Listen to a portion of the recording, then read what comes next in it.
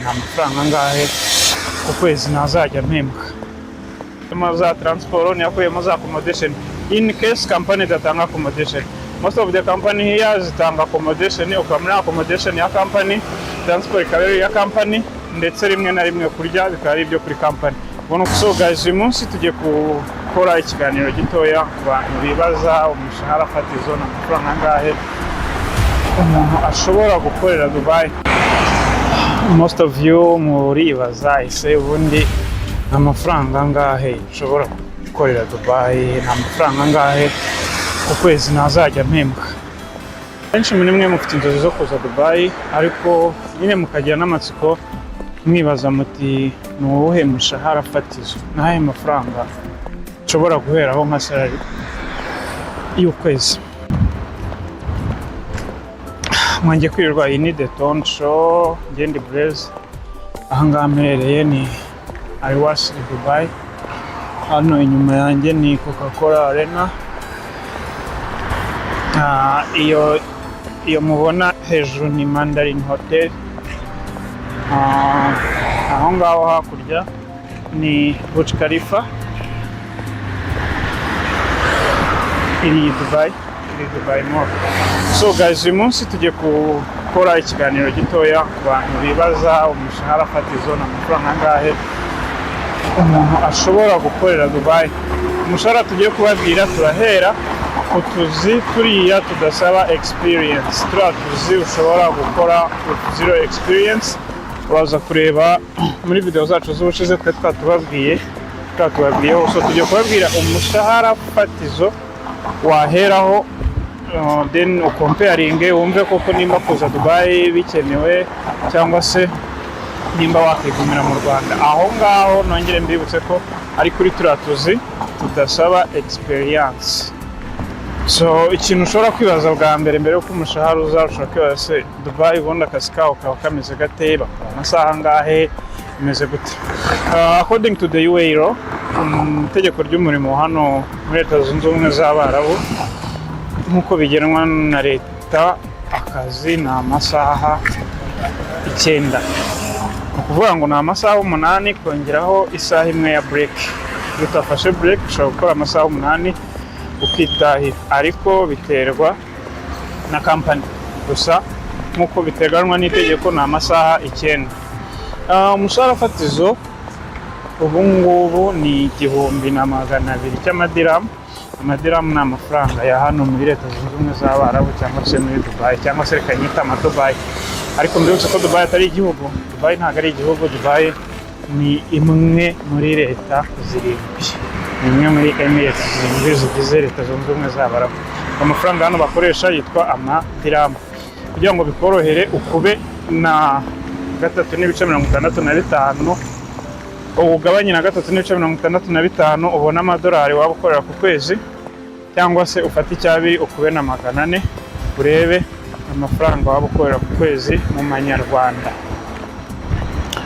Icyo 1,200 aho ngaho muri turiya tuzi company ibigomba kuguha accommodation, company ibigomba kuguha transport ndetse n'ibiryo.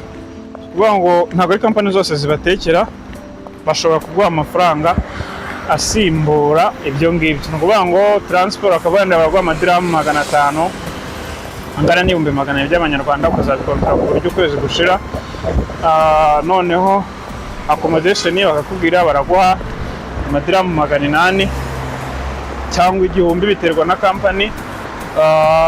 Noneho ibijyanye no kurya n'uguya kuri 300 kuzamura, nanone biterwa na company. Ugasanga amafaranga yose uhembwa ku kwezi ni uguhera byibuze ku 2,500 kuzamura. Aho biterwa na company, ndimo nda generalist. Guhera ku 2,500 kuzamura. 2,500 by'amadiramu byo kubyina ya 400 nababwiraga ni miliyoni y'amanyarwanda. Ariko miliyoni y'amanyarwanda wibuke ko harimo amafaranga 1,200 ariyo net salary, andi mafaranga nk'ayo ngayo 1,300 asigaye ni yakubiyemo za transport, ni yakubiyemo za accommodation in case company datanga accommodation. Most of the company here zitanga accommodation, ukamuna accommodation ya company, transport ikaba ya company, ndetse rimwe na rimwe kurya bikaba ari ibyo kuri company. Ubwo ni ukuvuga ngo muri make icyo company bikumenyera ni umushahara wawe w'ukwezi. Ikindi kubabwira ko ari uguhera kuri 2,500 si yo ya nyuma, hari hamwe bashobora guhemba 3,500, bashobora guhemba 4. Nanone nongere mbibutse ko ari utwo tuzi ni twa tundi tudasaba experience. Ubwo uraza kureba video y'ubushize aho twababwiye utuzi tugera muri 5 wakora. Ikindi ugomba kumenya ni ukumenya ko nimba uje muri Dubai bya bintu by'imiteto ugomba kubikuraho. Sigaye mbona bamwe mu ba YouTubers cyangwa se bamwe mu bazana Dubai baza afite expectation. Ikindi kintu ugomba kwirinda cyane, ugomba kuza udafite expectation iri hejuru. Ugomba kuza udafite expectation iri hejuru cyangwa kuvuga ati ndaje ngiye kuyora amafaranga gutya na gutya. Muvandimwe, ikintu cyose kigeraho cyakuvunnye, ikintu cyose gisaba gutegura and you have to trust the process. Uko bimeze abantu bose tugenda tuganira, abantu bose hano Dubai akubwira ko amaze imyaka 3-4, ariko nyine mu nzira za mbere byari bigoye. Bo nta amahirwe nk'aya ngaya bari bafite bo kumenya amakuru mbere yuko baza. Bo baraje nyine tu, nta mahirwe nko kumenya amakuru, gushakisha gutya na gutya, imwe bakagwa mu mitego y'abasikama, aba agent gutya. So nawe rero ufite amahirwe ko wabona ino video ukayisangiza n'abandi bashaka kuza hano Dubai, twubake community.